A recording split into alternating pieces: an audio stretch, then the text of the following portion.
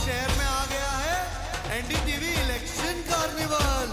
कलाकारों का होगा धमाल, एनडीटीवी पूछेगा सवाल। देखिए क्या होता है नेताजी का हाल। आपके शहर में आ गया है NDTV election carnival.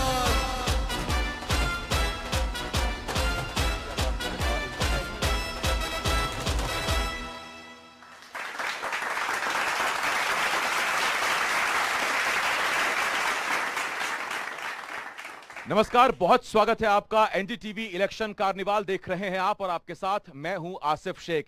NDTV election carnival 3736 kilometre का सफर तय करके मध्य प्रदेश की राजधानी भोपाल पहुंच गया है। भोपाल यानी कि भोपालियत का शहर, भोपाल यानी कि शान शौकत का शहर, झीलों तालाबों का शहर, पोहा जलेबी का शहर, आप कई चीजों को लेकर कह सकते हैं। और दूसरा, बीजेपी का एक मजबूत गढ़। अगर आप 2019 के लिहाज से देखें, 29 लोकसभा सीटें हैं, 28 बीजेपी के खाते में गई थी, एक छिंदवाड़ा सीट जरूर कांग्रेस के खाते में गई थी, लेकिन इस बार बीजेपी कह रही है अब की बार 400 पार। तो मध्य प्रदेश से बीजेपी कितनी सीटें ले जा पाती है या कांग्रेस कितनी सीटें वहां पर वापस अपने खाते में लेती है, यह देखना होगा। और आज भोपाल में हमारे साथ दर्शक होंगे और यहां के लोग रहेंगे, हमारे साथ कई नेता मंत्री हमें ज्वाइन करेंगे और हम उनसे बात करने की कोशिश करेंगे। साथ ही ये जानने की कोशिश करेंगे कि बीजेपी के दावे में कितना दम है, या अगर कांग्रेस अपना दम दिखा रही है तो उस दम में कितना दम है। आज भोपाल से देखिए NDTV election carnival.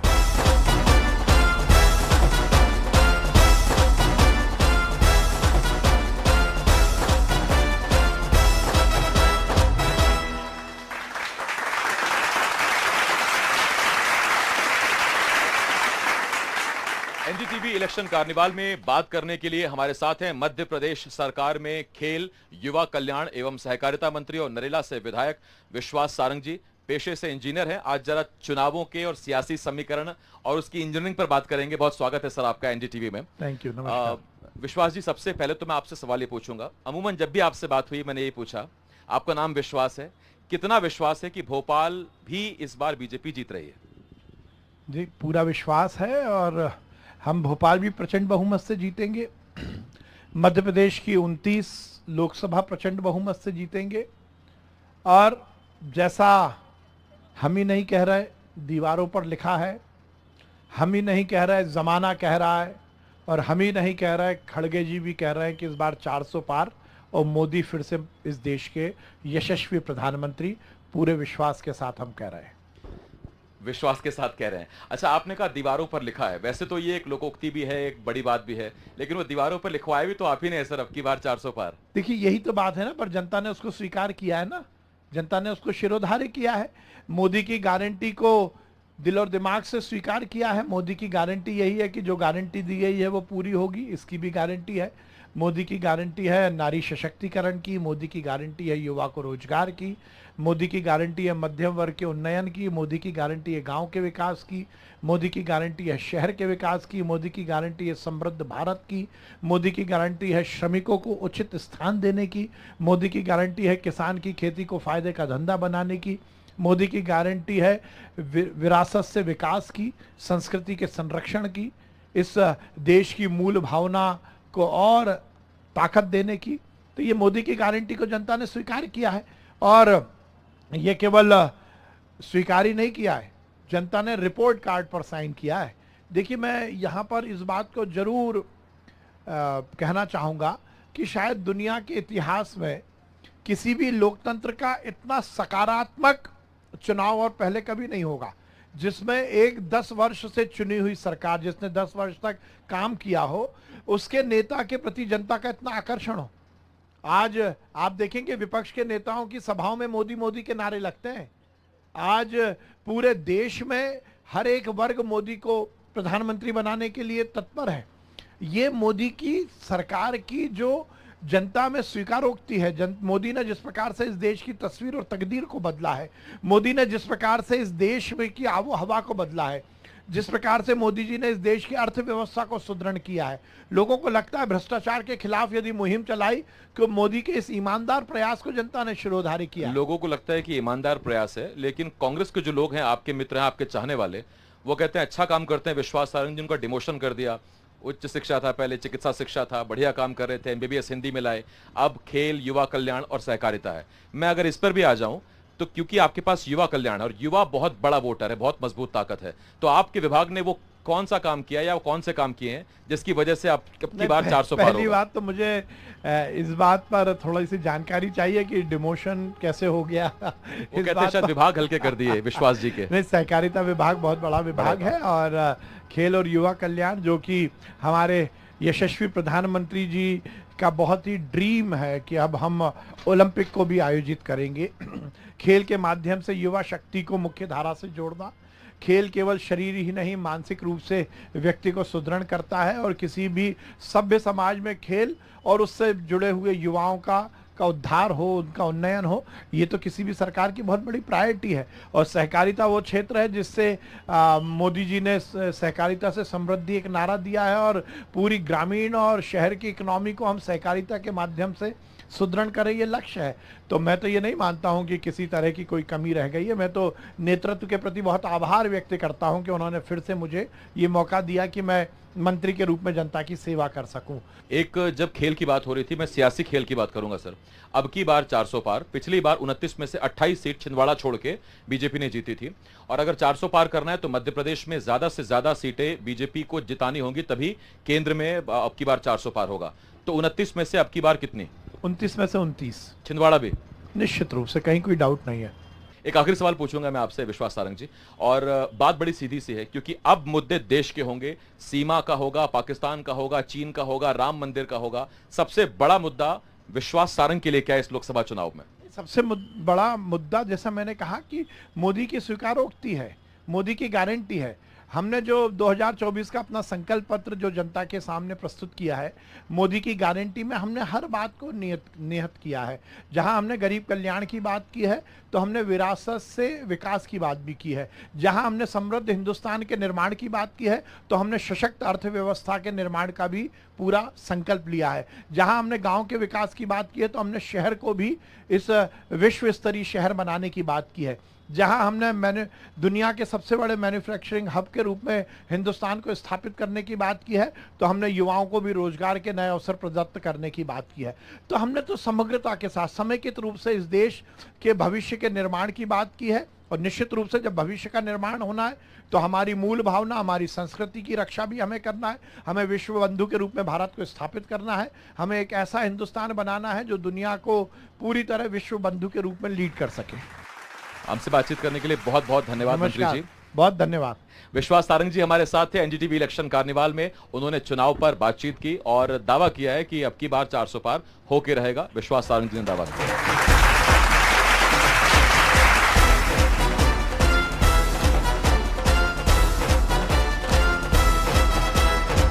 NDTV election carnival में हमारे साथ बात करने के लिए पूर्व मंत्री, कांग्रेस मीडिया सेल के अध्यक्ष, पूर्व रणजी खिलाड़ी मुकेश नायक जी हमारे साथ हैं। मुकेश जी, बहुत स्वागत करता हूं मैं आपका एनडीटीवी इलेक्शन कार्निवाल में। मुकेश जी, सबसे पहला सवाल तो मैं आपसे ये पूछूंगा, अब से कुछ देर पहले विश्वास सारंग आए थे, उन्होंने कहा अब की बार 400 पार देश में और 29 की 29 एमपी में। और जब मैं आपको सुन रहा था कुछ दिन पहले तो आपने कहा था कि छिंदवाड़ा, मंडला और सीधी ये तो आ ही रही है, इसके अलावा कई जगह फाइट है कड़ी। तो इन 3 सीटों पर आपको क्यों लगता है और सिर्फ 3 सीटों पर ही क्यों लगता है कि कांग्रेस आ रही है? पहले चरण में 18% वोट कम हुआ सीधी में, आपको मालूम है। 3.3% वोट कम हुआ छिंदवाड़ा में, 12% वोट कम हुआ सीधी में और 5% वोट कम हुआ मंडला में और बालाघाट में। तो जो हर पोलिंग पे 370 वोट इन्हें बढ़ाए थे वो कहाँ चले गए? जमीन के अंदर चले गए क्या? कहाँ चले गए?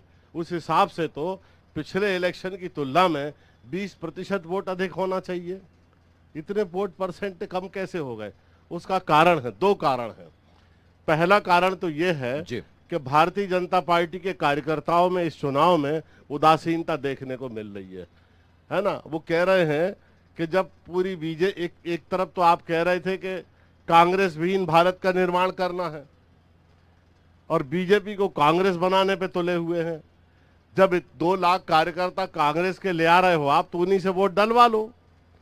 और दूसरा, बीजेपी के कार्यकर्ताओं ने ये कहा कि इतने वर्षों से आप शासन में हो, सरकार चला रहे हो, हर 4-4 महीने में बीजेपी के नेता गाड़ियां बदल रहे हैं, गगनचुंबी मकान बन गए हैं, बड़े बड़े फार्म हाउस बन गए हैं, स्विमिंग पूल बन गए हैं, और प्रगति तो बीजेपी के नेताओं की हुई है और देखने को मिल रही है। हमें क्या मिला? जब हमें कुछ नहीं मिला तो हम काहे को बेकार में इतनी चिलचिलाती धूप में आपके मेहनत तजुर्बे करें? का मैं लाभ लूंगा जरा। आपको इतना तजुर्बा है सियासत का, जो पुराने ट्रेंड है उसमें अगर वोट कम हो रहा है तो कहते थे कि वो सरकार के फेवर में है, कि हाँ ठीक है सरकार चली आ रही है, चलने दीजिए। कुछ ट्रेंड बदला है क्या इस बार? नहीं, इसलिए हम ये कह रहे हैं कि सरकार के फेवर में नहीं है, क्योंकि जिस अर्बन एरिया में पिछले इलेक्शन में ज्यादा लीड थी वहां पर इनका वोट परसेंट गिरा है। आप देखिए ना कि जिन शहरी क्षेत्रों में इनकी ज्यादा लीड थी पिछले चुनाव में, वहां इनका वोट परसेंट गिरा है, और इसका मतलब है कि वहां वोट परसेंट गिरने से इनको नुकसान हुआ है। आप तो ये भी कहते हैं कि जिन कांग्रेसियों ने बीजेपी ज्वाइन की उनके नाम भी पोर्टल में डाल दीजिए। आप क्यों नहीं खारिज डालते? करते हैं उन नामों को? उन 2 लाख लोगों के नाम डाल दे पोर्टल पे जिनने बीजेपी ज्वाइन की है, तो पता लग जाएगा कि कितना असत्य कथन ये करते हैं। मतलब अगर हम ये कहें कि ये झूठ बोलते हैं तो झूठ शब्द अनपार्लियामेंट्री है, इसलिए मैं ये कह रहा हूं कि कितना असत्य कथन ये करते हैं।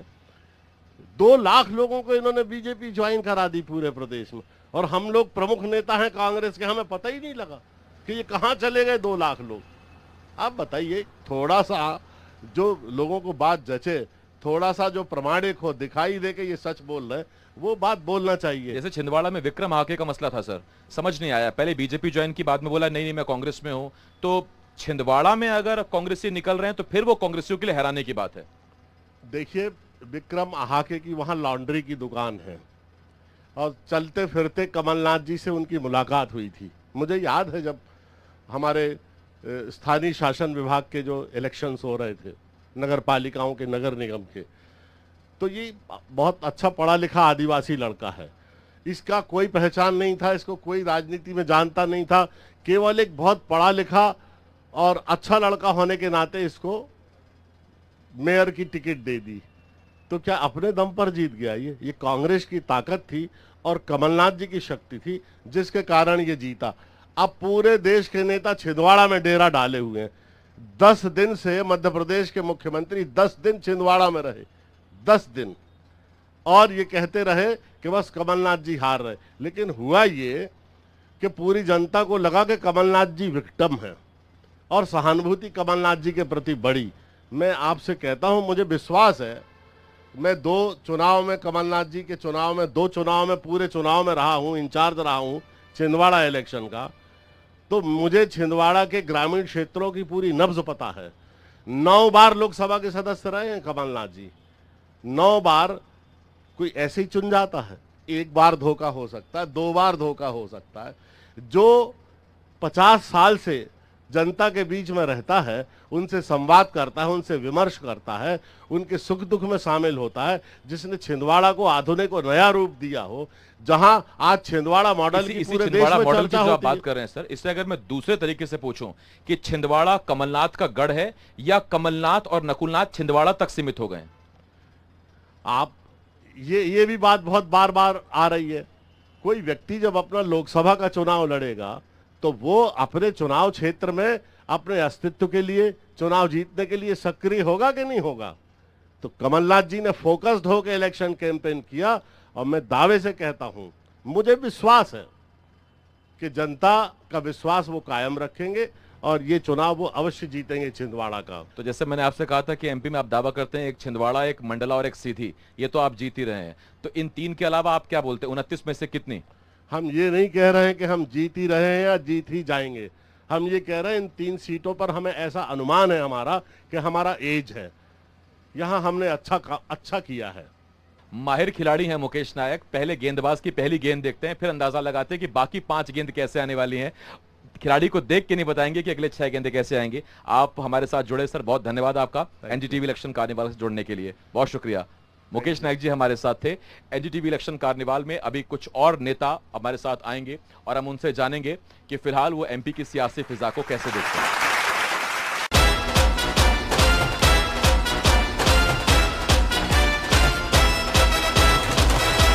जब उनको सुरेश पचौरी जी याद नहीं है, बाकी लोग भी याद नहीं है, मुझे लगता है कि राजनीति में तार्किक बातें होनी चाहिए। उन्होंने कहा कि बालाघाट का प्रतिशत 5% घट गया, ये झूठ है। आप निर्वाचन आयोग का आंकड़ा उठाकर देखिए, 73.2%, 02% पिछली बार था, इस बार 73.45% है। तो कैसे घट गया 5%? आप छिंदवाड़ा की बात कर रहे हैं, छिंदवाड़ा में 79% पोल हुआ है। आप बताइए कि निर्वाचन आयोग का आंकड़ा क्या है। आप कह रहे हो कि साहब मंडला में वोट परसेंट घट गया है, 72% प्लस है। तो मुझे लगता है कि जबलपुर में जरूर वोट परसेंटेज घटा है। आंकड़ों को मत झुटलाइए, ये निर्वाचन आयोग के आंकड़े हैं, उनको लेकर कम से कम हमें सच बोलना चाहिए। हम डिबेट कर रहे हैं, पब्लिक डिबेट है, बाकी लोग सुनेंगे, राज्य सुनेगा, देश सुनेगा, देश के बाहर भी लोग सुनते हैं।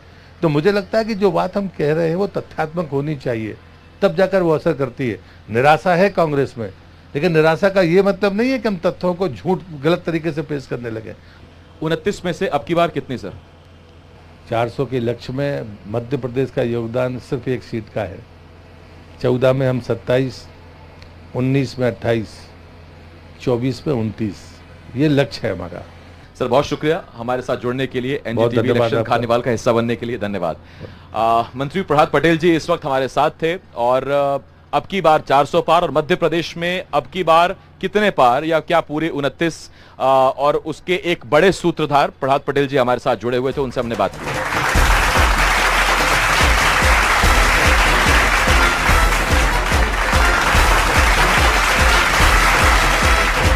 एनडीटीवी कार्निवाल में अब हमारे साथ बात करने के लिए मध्य प्रदेश विधानसभा में उपनेता प्रतिपक्ष हेमंत कटारे जी हैं। हेमंत जी बहुत स्वागत करता हूं मैं आपका।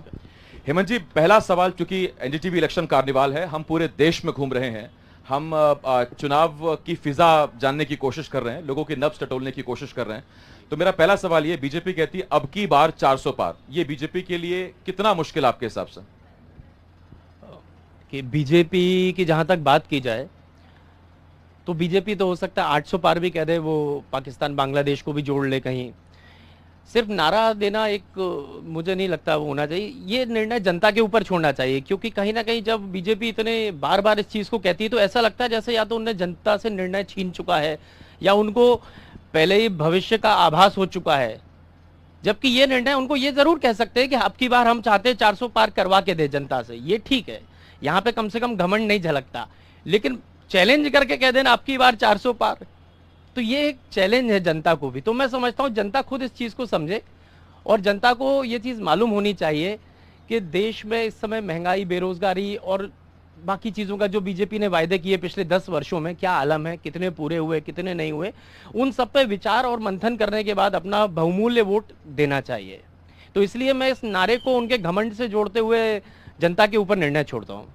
एक सवाल आपसे कटारे होने के नाते मुझे पूछना है, और वो ये है कि विधानसभा के तो नतीजे जो आए सो आए, उसके बाद कांग्रेस ने जो समीकरण बनाने की कोशिश की, उसमें उमंग सिंघार को प्रमोट किया गया, फिर जीतू पटवारी ओबीसी, फिर सत्यदेव कटारे को दिया गया क्योंकि वहां से फिर राजेंद्र शुक्ल आ गए थे।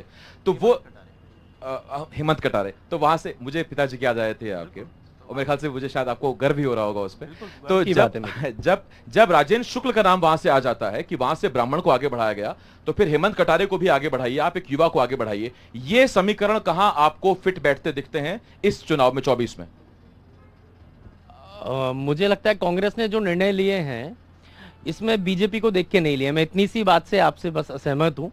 बाकी आपको मेरे स्वर्गीय पिताजी की याद आई मुझसे इंटरव्यू करते हुए, मेरे लिए गर्व की बात है, क्योंकि आज मैं जहाँ भी जिस भी स्थान पर हूँ मैं अपने स्वर्गीय पिताजी के आशीर्वाद से हूँ, और आगे भी जो स्थान प्राप्त करूँगा वो भी उन्हीं के आशीर्वाद से करूँगा। रही बात अब उन्होंने राजेंद्र शुक्ल जी को बनाया, या अभी मेरे से पूर्व में प्रहलाद पटेल जी भी इंटरव्यू दे रहे थे, किसको क्या पद दिया मैं उस पर तो नहीं टिप्पणी करना चाहूँगा। लेकिन मुझे ऐसा लगता है कि सीनियरों की अनदेखी करिए। शिवराज सिंह चौहान साहब के नाम पे चुनाव लड़ा, कहीं ना कहीं उनको दूल्हा बना करके घुमाया, पूरी बारात निकाली, जब विवाह आया तो देखा कि दूल्हा तो कोई और ही निकला, उसके बाद तो धोखा हुआ कहीं ना कहीं। अगर मुख्यमंत्री बदलना था तो पहले ही बता देते कि शिवराज सिंह जी फेस नहीं है, तो जनता फिर अपने हिसाब से वोट देती। अच्छा, एक सवाल, आपने एक बड़ी अच्छी बात कही कि आप अगर आज विधानसभा में हैं और करीब करीब उपनेता प्रतिपक्ष हैं, लेकिन नेता प्रतिपक्ष कटारे साहब थे, तो आपने जो कहा कि आप पिताजी की वजह से हैं, इसी को बीजेपी कहती यही परिवारवाद है कि कटारे जी का लड़का ही क्यों उपनेता प्रतिपक्ष? बिल्कुल, इसका भी मैं बिल्कुल उत्तर देना चाहूँगा। आरोप लगाने वालों को पहले अपने गिरेबान में भी झांक लेना चाहिए। जब बीजेपी बात कर रही है तो ऊपर से ही शुरू किया जाए। बात करते अमित शाह जी, उनके सुपुत्र की क्या योग्यता थी कि वो क्रिकेट काउंसिल में इतनी टॉप पोस्ट पे बैठे हुए हैं? कोई योग्यता थी तो आनी चाहिए सामने। राजनाथ सिंह जी 3rd नंबर के लीडर हैं, उनके सुपुत्र की क्या योग्यता है? ये मैं नेशनली बात कर रहा हूं। अब आप अंदर आ जाइए, प्रदेश में आ जाइए। प्रदेश में जो पूर्व मुख्यमंत्री जी थे, उनके दोनों सुपुत्र राजनीति में सक्रिय हैं। जो वर्तमान में विधानसभा अध्यक्ष हैं, प्रहलाद पटेल जी के भी परिवार में लोग राजनीति में सक्रिय रहे। मैं नाम नहीं लेता क्योंकि किसी का नाम लेना मुझे नहीं लगता राजनीति में बहुत अच्छा उदाहरण रहेगा, लेकिन नहीं, जब आप इतने स्पेसिफिक उदाहरण दे रहे हैं लोग समझ रहे हैं सर। हाँ, समझ सब रहे हैं। तो यहाँ पे मेरा सिर्फ इतना कहना है कि मैं कोई नॉमिनेटेड नहीं हूँ। जब मैं विधायक बन के आया, मुझे किसी ने नॉमिनेट नहीं किया। मैं जनता के बीच में गया, चुनाव लड़ा, और इनका एक कद्दावर मंत्री था, उसका नाम भी ले देता हूं, अरविंद सिंह भदौरिया, जिसको जो अपने आप को कद्दावर कहते थे। 20,000 के ऊपर हरा के आया हूं मैं उनको। तो अगर मैं 20,000 से ऊपर हरा रहा हूं तो मैं जनता के बीच में डायरेक्ट बैठ के आया ना। ये जनता का आदेश है, और जनादेश का पालन अगर कोई नहीं करता, अपमान करता है, तो फिर ये उनकी कमी है। और जब वो खुद वही चीज कर रहे हैं तो उनको ये आरोप नहीं लगाना चाहिए। पहले अपने गिरेबान में झांक के देख लेना चाहिए। आपने एक बात कही, आपने कहा कि दूल्हा किसी को बताया, सरकार किसी की बन गई, मुख्यमंत्री कौन बना। एग्जैक्ट यही बात बीजेपी कहती थी तब जबकि 18 में आपकी सरकार बनी थी। वो कहते थे चुनाव प्रबंधी समिति, उसके अलावा मैनिफेस्टो समिति, वो सिंधिया के खाते में, और बता रहे हैं कि सिंधिया सीएम बनेंगे, फिर कमलनाथ सीएम बन जाते हैं, उसके बाद कांग्रेस टूट जाती है। नहीं, ऐसा कभी भी नहीं हुआ था कि सिंधिया जी को फेस डिक्लेयर किया। सिर्फ एमपी में नहीं, छत्तीसगढ़ में भी लोग यही कहते हैं कि बताया टीएस सिंहदेव को था, बने भूपेश बघेल। जैसा कि आप कह रहे हैं, यहाँ के लिए तो कैंपेन कमेटी के अध्यक्ष उस समय ज्योतिरादित्य सिंधिया जी को बनाया गया था, लेकिन ऐसा नहीं था कि उनको अकेले को पूरे प्रदेश की जिम्मेदारी दी थी। सारे नेताओं के पास, चाहे वो दिग्विजय सिंह जी हो, चाहे वो कमलनाथ जी हो, तीनों को बराबर की जिम्मेदारी दी थी, और तीनों को एक एक विभाग बांटा गया था।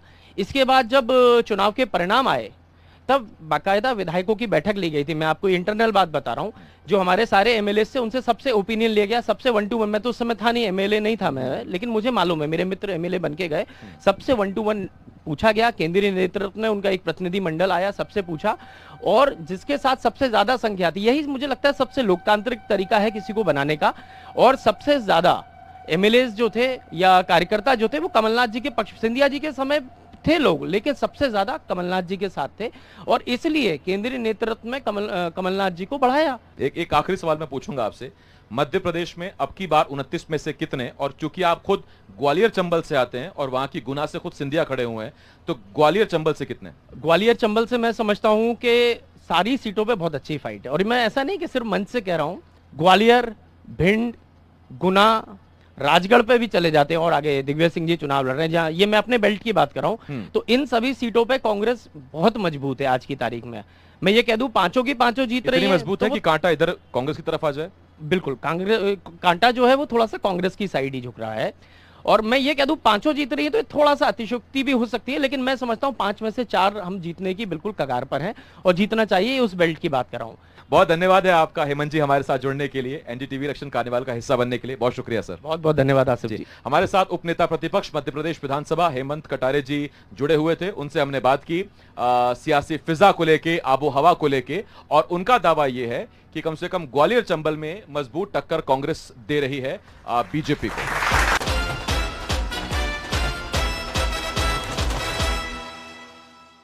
और एनडीटीवी इलेक्शन कार्निवाल में अब वक्त है एक खास कार्यक्रम का, एक खास पेशकश का। मालवा और आसपास के इलाकों में कबीर को बहुत सुना जाता है, बहुत माना जाता है, और कबीर को पेश करने के लिए हमारे साथ तापस जुड़ेंगे, जो आपके सामने कबीर को रखेंगे एक अलग, अलहदा और खास अंदाज में। मैं मंच पर स्वागत करता हूं तापस का।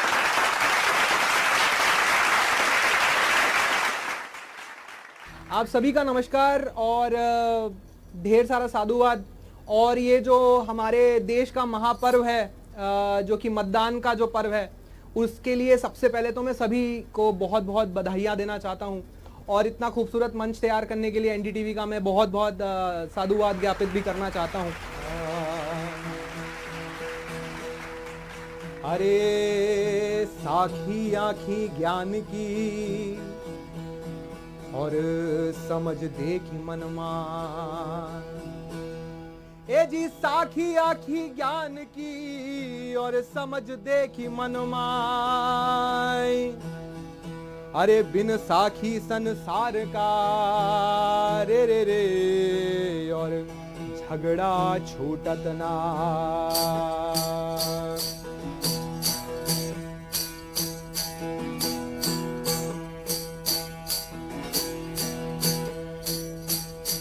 ज्ञान की जड़िया दई सतगुरु जी ने ज्ञान की जड़िया दई।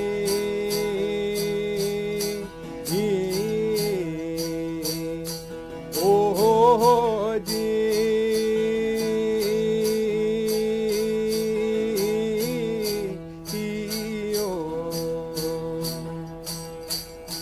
ज्ञान की जड़िया दई सतगुरु जी ने ज्ञान की जड़िया दई।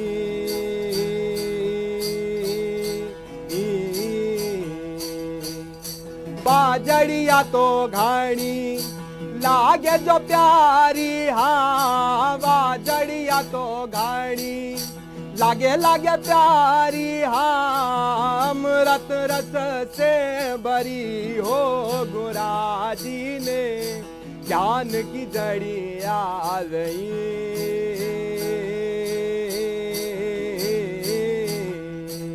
ओ जी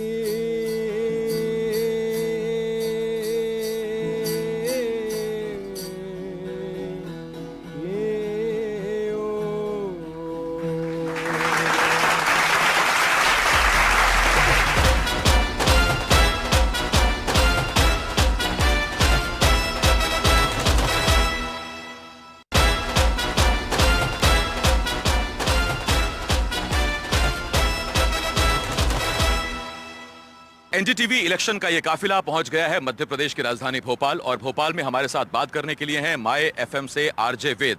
आरजे वेद, बहुत स्वागत है आपका। थैंक यू सो मच, मुझे बहुत अच्छा लग रहा है इसका हिस्सा बनकर। अच्छा, मैं पहला सवाल अगर आपसे पूछूं कि भोपाल का रंग क्या है, खासियत क्या है, तो क्या है भोपाल की खासियत? देखिए, भोपाल अपनी दो चीज़ों के लिए जाना था। पहला सुकून और दूसरा भोपाल का एंटरटेन करने का तरीका। यहाँ पर नॉर्मल कुछ भी नहीं होता है। तो अगर आप किसी भोपाली से पूछेंगे कि गर्मी बहुत है क्या करना है, तो कहेगा मियाँ अभी अपने रिमोट से सूरज की गर्मी कम कर देते हैं। तो यहाँ लंबी चौड़ी फेंकने की वो एक जो अदा है ना, वो भोपाल की डिफरेंट है।